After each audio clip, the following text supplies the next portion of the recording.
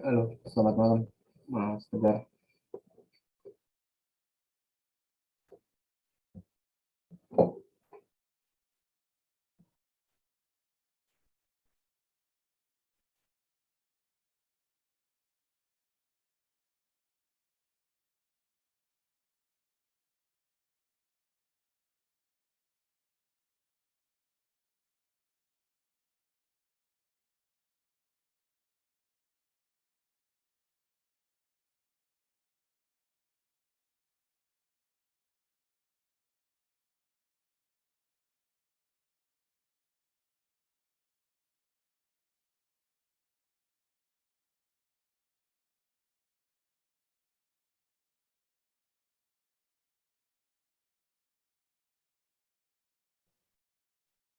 Sambil tunggu yang lain ya.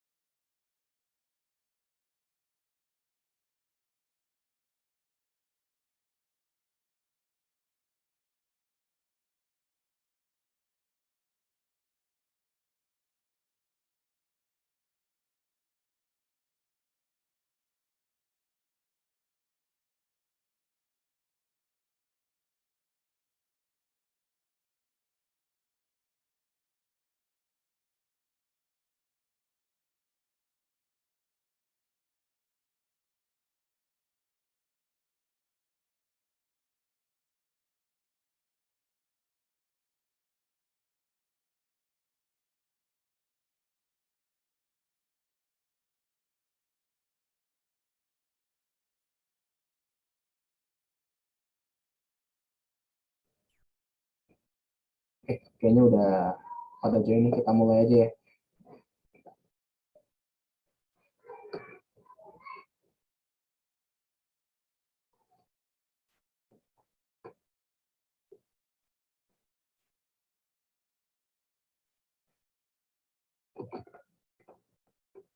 Oke. Assalamualaikum warahmatullahi wabarakatuh. Selamat malam teman-teman. Malam, Pak. Waalaikumsalam. Malam, Pak. Suara saya aman berarti ya. Oke. Aman, Pak. Kita lanjut ke materi selanjutnya ya. Kemarin udah sempat disinggung dikit nih, OOP, Object Oriented Programming ya. Kemarin ada class, ada object, ada method. Ada yang masih ingat ada satu lagi apa?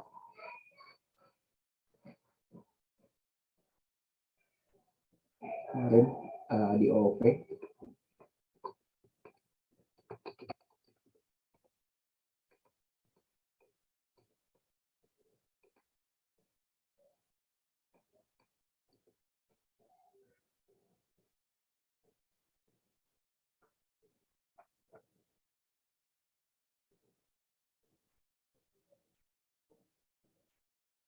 Ya, satu lagi atribut ya kemarin. Jadi di OOP itu ada empat komponen, ada class, lalu di bawahnya ada object, lalu ke method, lalu ke atribut. Jadi kalau class itu menggambarkan wadahnya ya, lalu objek itu adalah isiannya yang mengisi si wadah tersebut ya.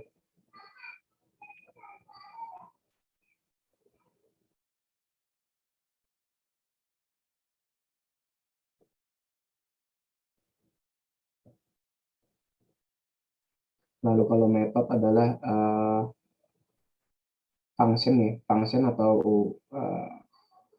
biasanya sifatnya adalah kalimat kerja gitu ya, yang menggambarkan behavior dari objek tersebut gitu ya. Jadi di dalam objek ada, nantinya ada method gitu.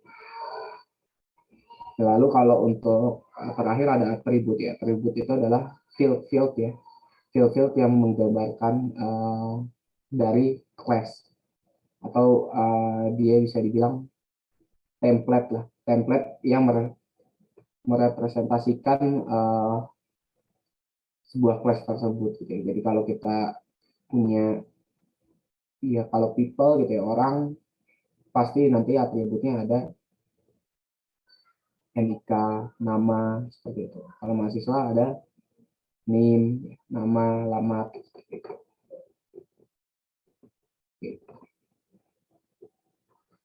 Balik. Jadi OOP ya, OOP adalah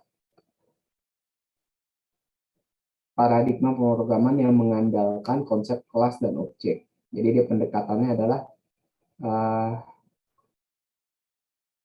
menjadi sebuah kelas dan objek. Dan biasanya memang kelasnya ini diambil dari dunia nyatanya, di real life-nya. Gitu.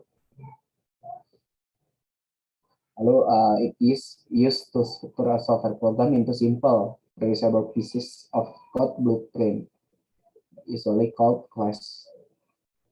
Jadi ini digunakan supaya struktur dari software itu lebih simple ya, lebih mudah dibaca.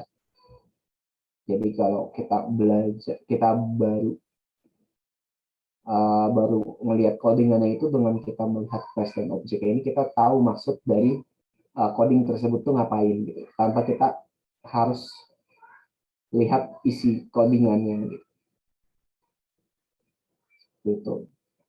Jadi dari objeknya atau metode misalkan nanti get data mahasiswa, ya kita tahu di situ akan ada proses di mana kita mengambil data dari mahasiswa seperti itu.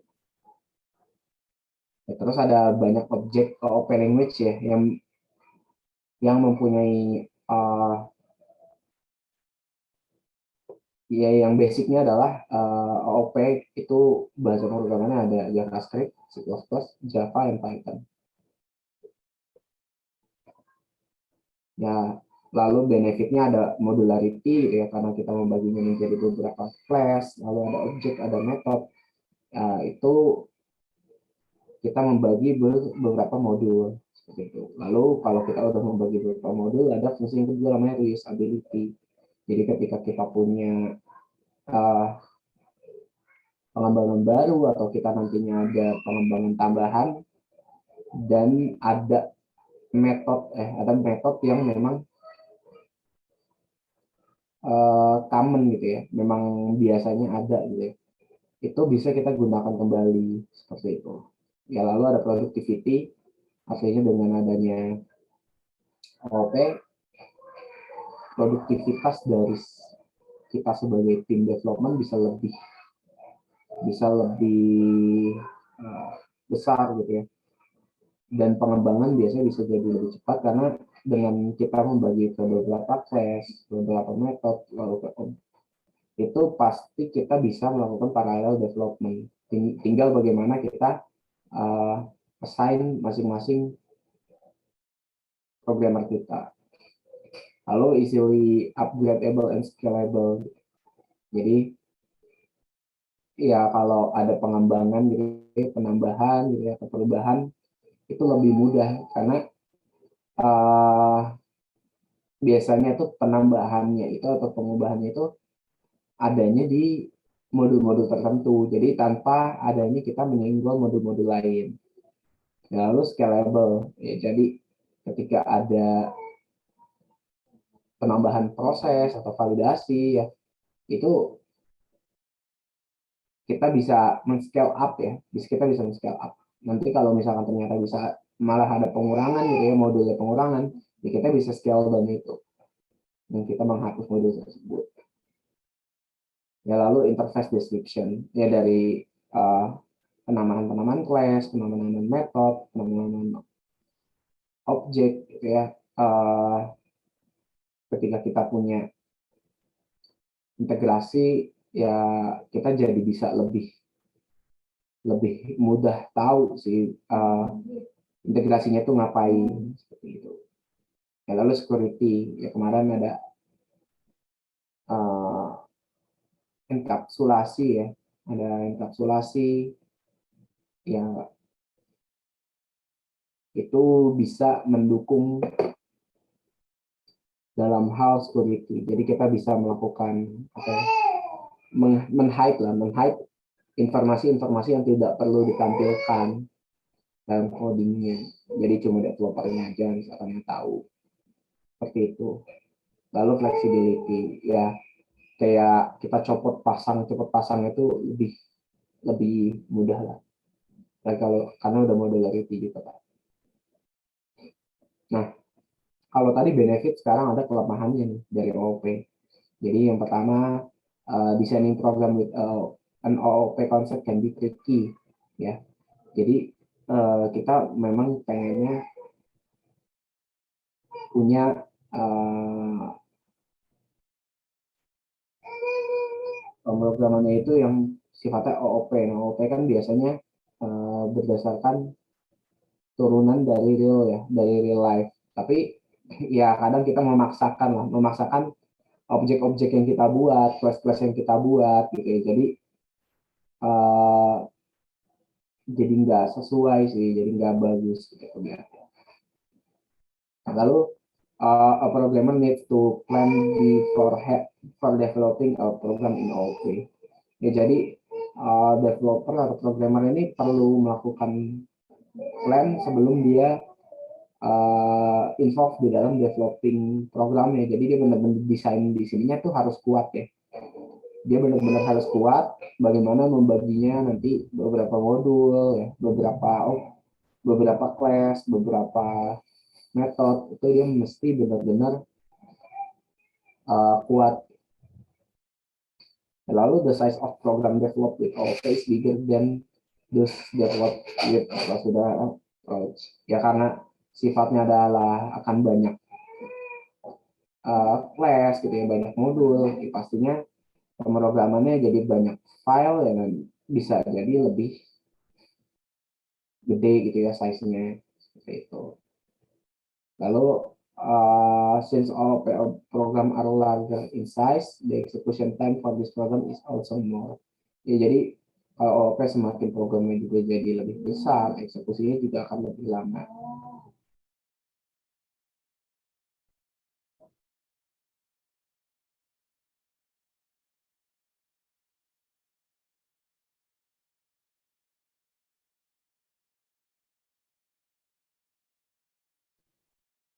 Sorry. Ya, jadi OOP program are larger in size, ya, the execution time for this program is also more. Jadi kalau semakin besar, ya, eksekusinya juga akan lebih lama. Seperti itu. Ya, ini balik lagi ke yang nomor 2 ya sebenarnya. Pinter-pinternya dia membagi menjadi ke beberapa class, beberapa metode. Apalagi yang programnya sifatnya besar, ya kita jangan sampai ada redundant lah, jangan ada duplikasi metode gitu ya.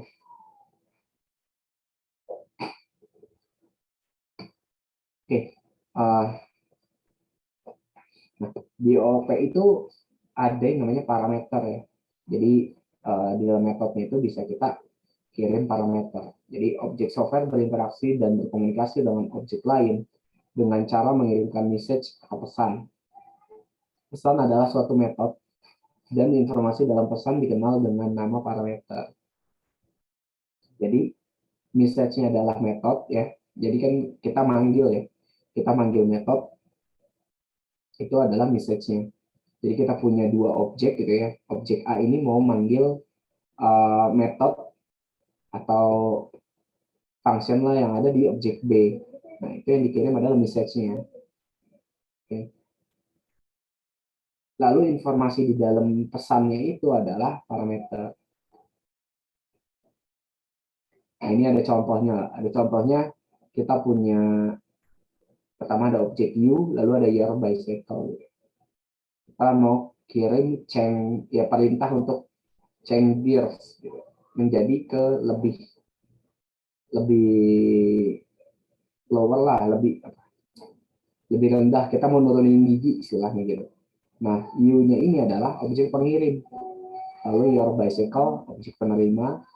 Lalu change gears itu adalah pesannya ya, pesan berupa metode yang dijalankan. Lalu lower gear adalah parameter yang dibutuhkan. Jadi lower gear ini yang akan jadi parameternya. Ya. Ya, di dalam parameter kemarin kalau nggak salah udah sempat disinggung juga ya bahwa ada tipe data gitu ya. Lalu ada nama parameternya seperti itu. Sorry. Nah, ini ada contoh di AC gitu ya. Kita punya AC,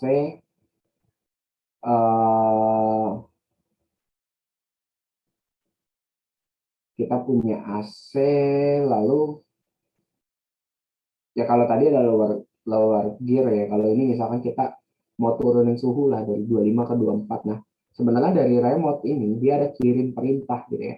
Dia ada kirim perintah ke AC untuk mengurangi suhunya gitu ya. Atau kita mau mode di AC lah, mau swingnya diaktifin mau enggak. Nah, itu sebenarnya ada yang dikirim gitu ke dalam si AC tersebut. Misal dia mau swing on, swing off gitu ya. Mungkin dia kirim metode mungkin swing gitu. Lalu parameternya adalah on gitu. Atau parameternya adalah off. Nah, nanti si AC akan bekerja seperti itu. Oke. Teman-teman ada yang ini ya, maksudnya kemarin dari pemrogramannya nggak ada isu ya. Kalau saya kasih latihan, mana? Saya dikerjakan nggak nih sekarang?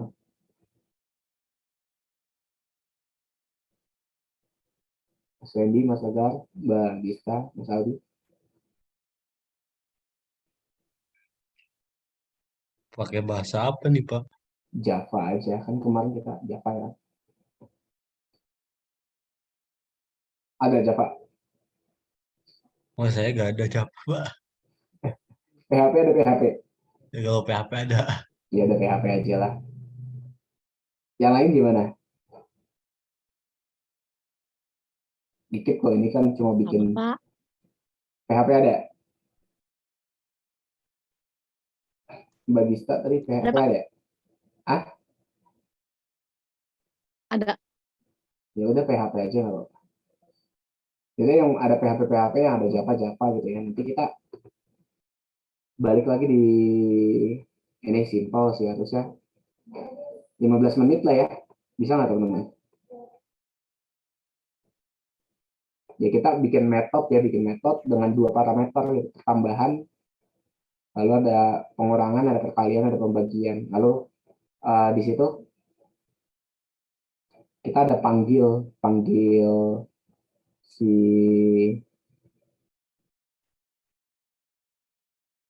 kita panggil metode tersebut gitu ya, kita lempar gitu ke dalam parameter ini. Jadi kalau ada yang pakai PHP nggak apa-apa, pakai aja.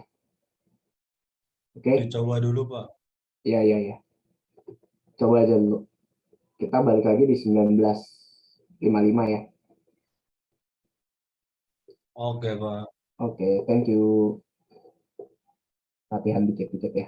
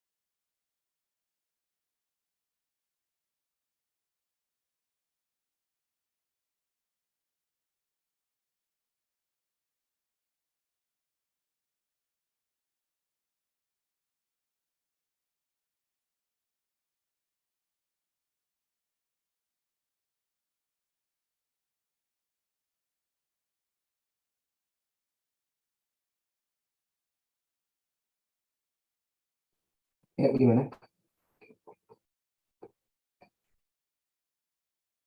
Belum Pak, belum selesai Pak. Pusing, Pak. Pusing. Baca soalnya pusing. Itu soalnya pusing. Ya udah, kita bahas aja ya. Saya juga udah barusan buat.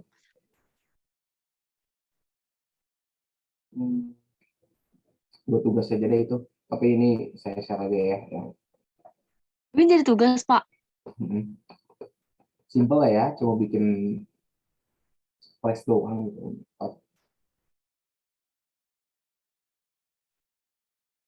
Gimana?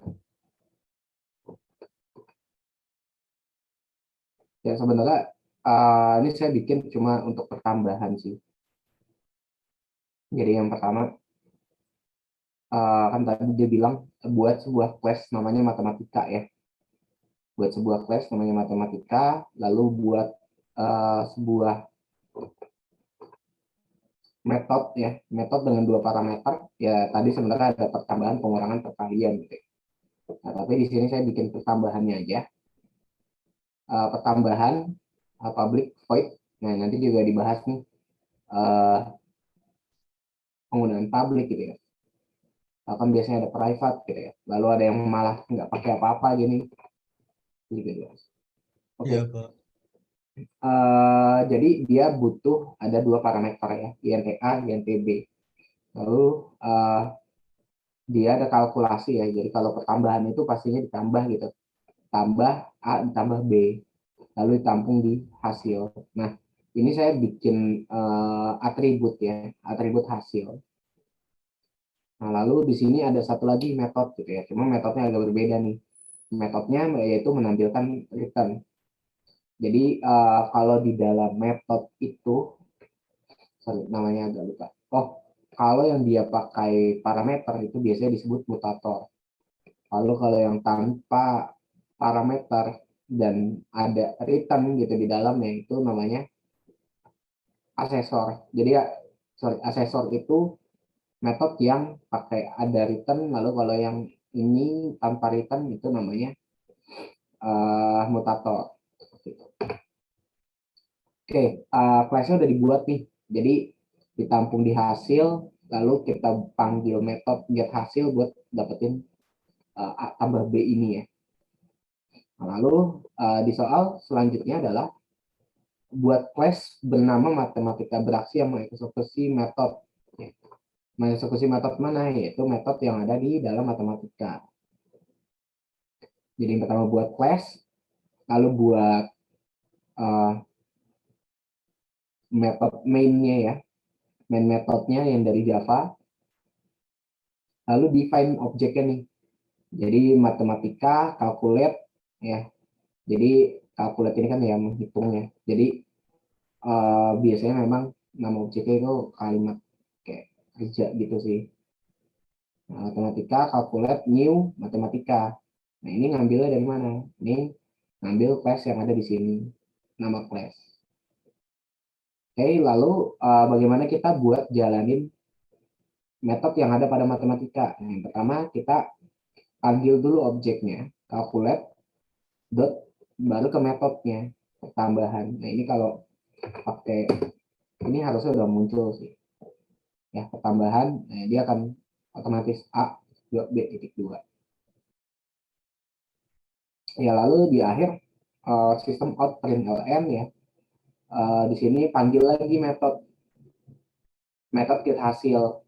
Ya, ada objek, ada metode. Nah, ini metode yang asesor dipanggil get hasil, tapi dia nggak kirim parameter ya, karena yang kita define di sini itu nggak ada parameternya. Seperti itu. Ini kurang lebihnya kayak gini lah untuk penggunaan metode dengan parameter dan tanpa parameter. Oke, kita lanjut ke materi ya.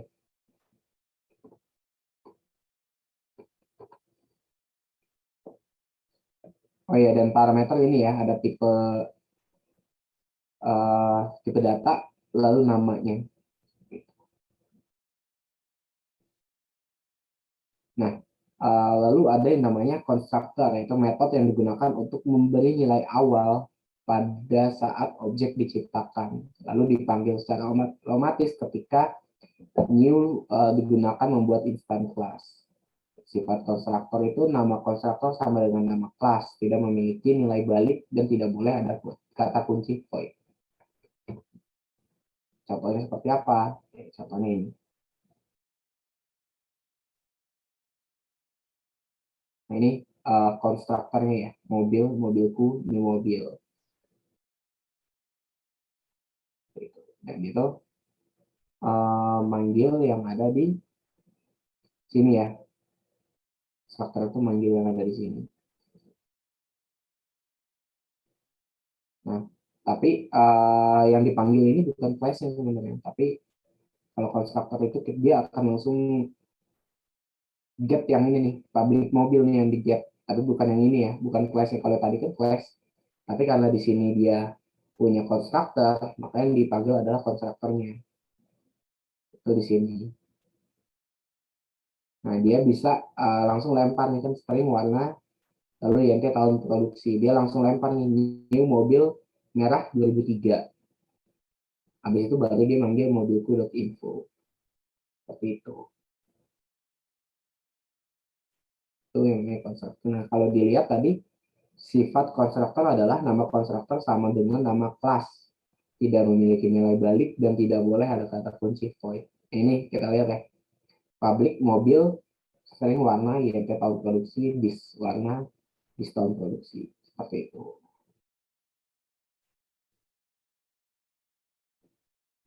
Oke, lanjut ke prinsipal ya. Prinsipal dari OOP. Ya, OOP itu udah pasti ada sifat-sifat ini, 4 sifat ini ya.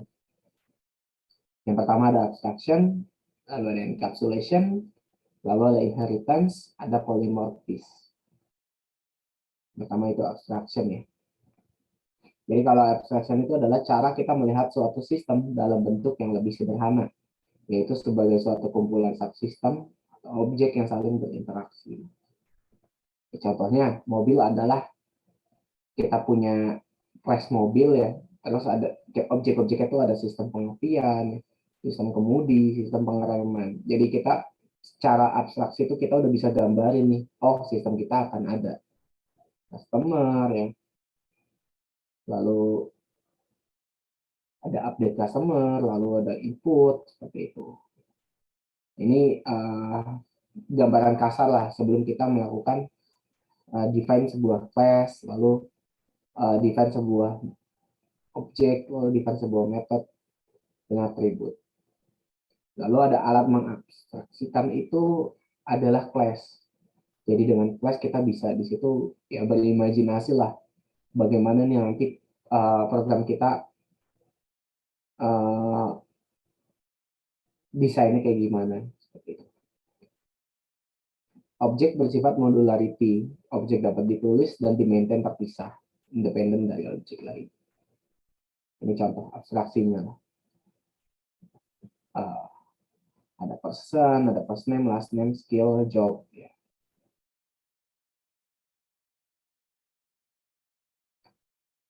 Oke, lanjut ke enkapsulasi. Enkapsulasi itu apa? Mekanisme menyembunyikan suatu proses dan data dalam sistem. Menyembunyikan suatu proses dan data dalam sistemnya. Sehingga yang dapat mengakses itu ya memang benar-benar yang involved dalam pemrograman atau yang tim developer aja gitu. Untuk menghindari intervensi dan menyederhanakan penggunaan proses itu sendiri. Ya ini ada tongkat transmisi gigi pada mobil lah contohnya. Kita kan dari depan cuma tahunya ya kita gerakin ke kiri gitu ya, pindah ke pojok kiri ke atas gitu ya, satu gitu.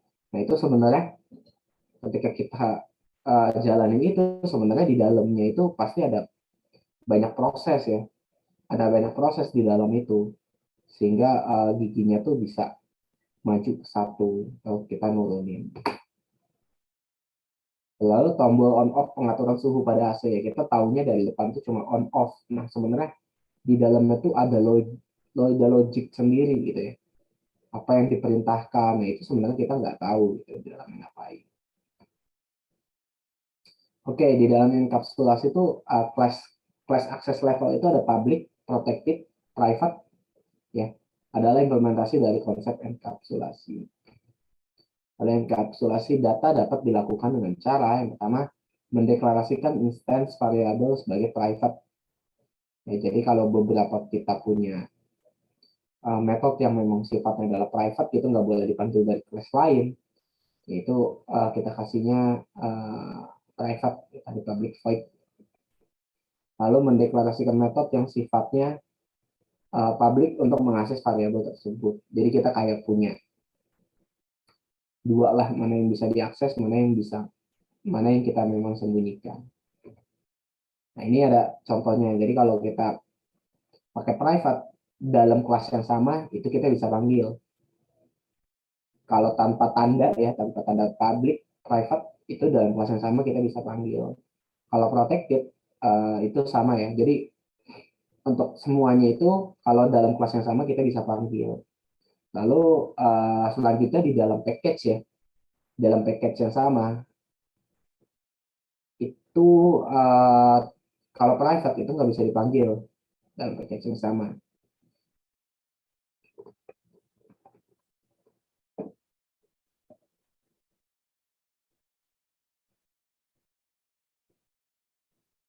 Oke. Lalu kalau di dalam package yang sama tanpa tanda itu kita masih bisa panggil metodenya.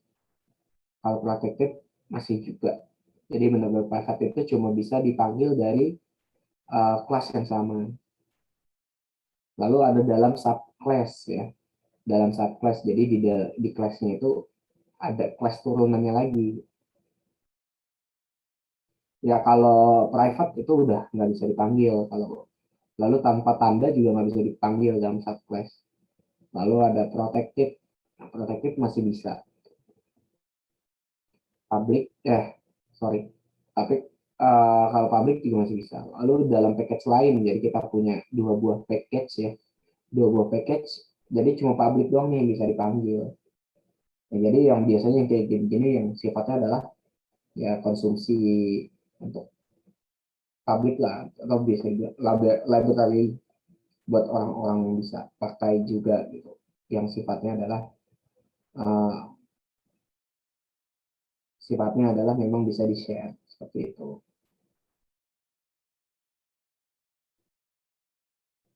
Oh ini udah, sorry. Oke, ya ini contoh implementasi dari enkapsulasi ya. Ada ini yang atas private int value. Lalu yang bawah ada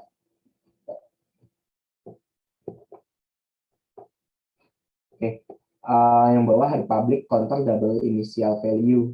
Initial value. Ini yang mana yang public, mana yang private kelihatan ya. Kalau yang public ini ya bisa diakses dari package lain malah ya. Nggak cuma di package kita sendiri.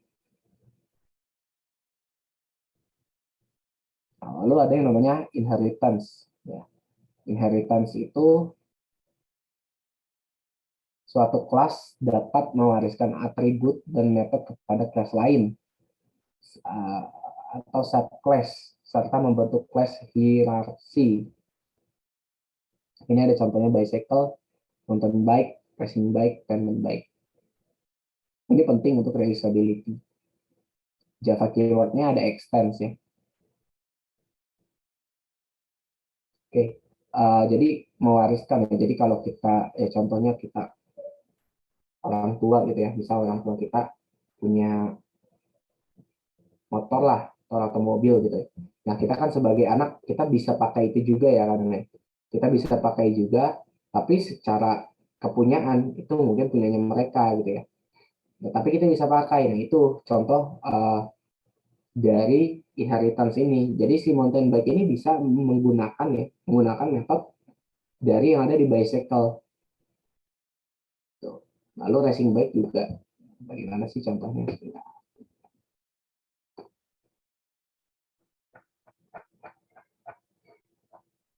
Enaknya praktik sih. Cuma ternyata ini ya, enggak Javanya belum diinstal kali ya. Java IDE.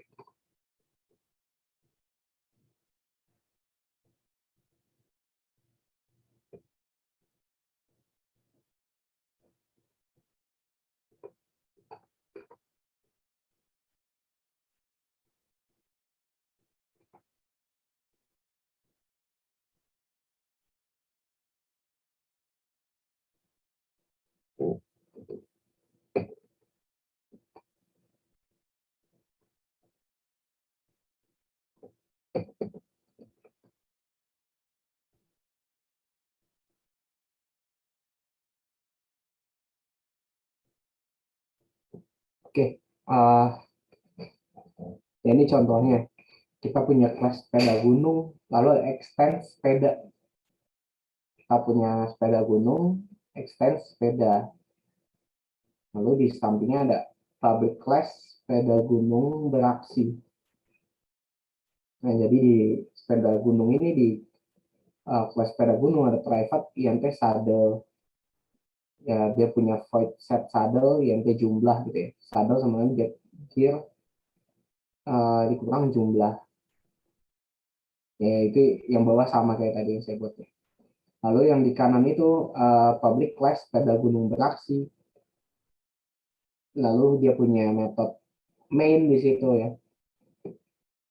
Lalu di sini dia sepeda gunung SG sama dengan new sepeda gunung. Jadi tetap harus ada ini ya, harus ada objek yang dibuat dulu ya.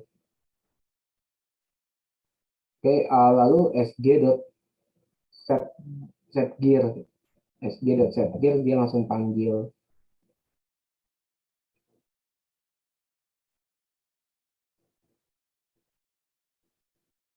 Oh, sebentar, kayak kurang satu class. Nah, ini sorry, kurang.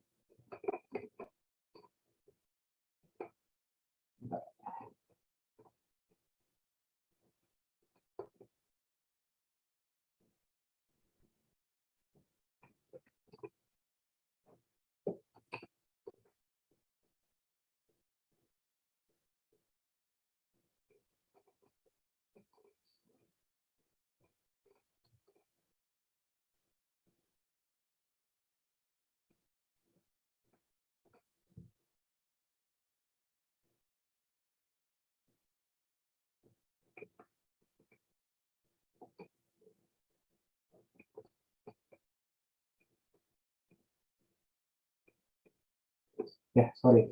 Jadi gini, kita punya parent ya. Saya kita punya parent di sini ada class sepeda. Kita punya sepeda, lalu kita ada private INT gear, ada void set gear, ya ini metodenya lah yang ada di sini. Lalu di sini ada public class sepeda gunung extend sepeda. Jadi sepeda gunung ini turunan dari si sepedanya ini, ya.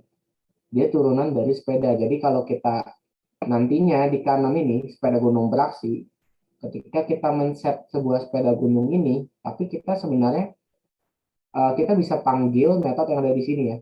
Ini contohnya sepeda gunung SG new sepeda gunung. Lalu sg.set gear. Ya, karena dia adalah turunan dari sepeda, maka metode yang ada di sini nih, yang ada di Setgear, yang Setgear ini bisa dipanggil ketika kita mendeklar sebuah objek sepeda gunung ini, anaknya. Kita declare anaknya, otomatis yang punya orang tuanya ini bisa kita panggil juga. Ya, ini contohnya ada extends di sini, extends sepeda. Lalu public class sepeda gunung beraksi, sepeda gunung SG. Nah, ini kan dia cuma declare objek satu doang ya. Kalau kita nggak pakai inheritance, kita harus bikin dua objek nih. Satu lagi sepeda, ya, S sama dengan new sepeda misalkan. Baru kita bisa panggil setgear ini. Tapi karena dia udah extends, langsung dipanggil sg.setgear, itu bisa kepanggil gitu ya. Yang ada di sini setgearnya. Lalu di sini ada SG set saddle. Jadi selain bisa manggil metodenya si parent, tapi kita juga bisa manggil metode yang si childnya juga, si anaknya juga di sini. Nggak cuma parentnya yang bisa dipanggil. Nah, ini bagus ya ketika kita supaya nggak terlalu banyak membuat sebuah objek seperti ini nih. Ya cuma kadang agak apa ya, ketika kita cuma satu objek ini, kita mempress insert gear ada di mana, ya kita masuk dulu ke sini, terus kita lihat ini extensinya apa. Seperti itu. Itu contoh dari inheritance penggunaannya. Lalu yang terakhir ada polymorphism. Kemampuan untuk memperlakukan objek yang memiliki perilaku bentuk yang berbeda. Jadi objeknya sama, tapi perilakunya berbeda. Nah, kemampuan untuk menggunakan nama yang sama untuk beberapa metode yang berbeda parameter. Jadi parameternya aja yang beda. Tapi namanya itu sama. Lalu ada overriding, kemampuan subclass untuk menimpa metode dari superclass, yaitu dengan cara menggunakan nama dan parameter yang sama. Ya, jadi kayak dia niban sih kalau yang bawah ini.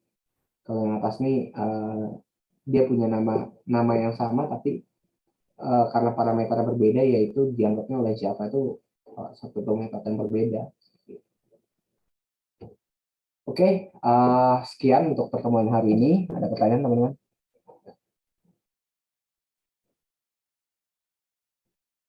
Ya, oke. Next week kalau bisa sih udah ada install ya. Pakai IntelliJ aja kalau pakai NetBeans gitu berat.